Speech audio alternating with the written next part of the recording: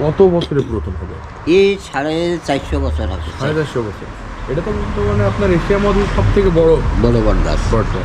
আমরা কিন্তু আজকে যাচ্ছি এশিয়া মহাদেশের সব থেকে বড় যে বট গাছ, সেই বট গাছটা দেখতে। আমরা কিন্তু এখন প্রায় চলে এসেছি সেই কালীগঞ্জের বিখ্যাত মল্লিকপুরের সেই বড় বট গাছটি দেখতে যাচ্ছি। চলেন আমরা আজকে আপনাদের ঘুরে দেখাই কালীগঞ্জের সেই বিখ্যাত বট গাছটি কোথায় অবস্থিত এবং কেমন দেখতে, সেটা আমি আপনাদেরকে আজকে ঘুরে দেখাবো। গ্রামের এই মেঠো পথ ধরে ছুটে চলেছি সেই মল্লিকপুর গ্রামের উদ্দেশ্যে, যেখানে অবস্থান করছে এশিয়া মহাদেশের সব থেকে বড় বটবৃক্ষ। অবশেষে আমরা চলে আসলাম সেই মল্লিকপুর গ্রামে। অবশেষে চলে আসলাম সেই এশিয়া মহাদেশের সব থেকে বড় যে বটবৃক্ষ সেই এরিয়াতে। সত্যি চোখ ধাঁধালো চারিদিকের দৃশ্য। এত বড় বড় বট গাছ যে আমাদের বাংলাদেশের মতো একটা জায়গাতে অবস্থান করছে, তাও আবার আমাদের ঝিনাইদহ জেলার কালীগঞ্জ উপজেলার মল্লিকপুর গ্রামে।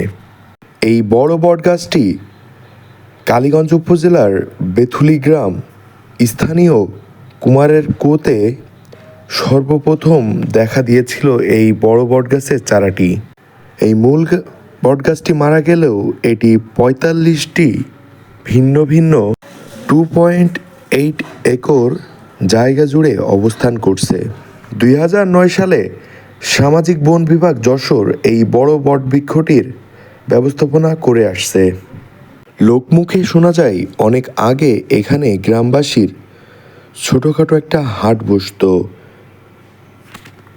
আরও অনেকে এখানে তাদের বৈঠক এবং সালিশ করত, কিন্তু বর্তমানে এইগুলো একদমই এখানে আর নাই।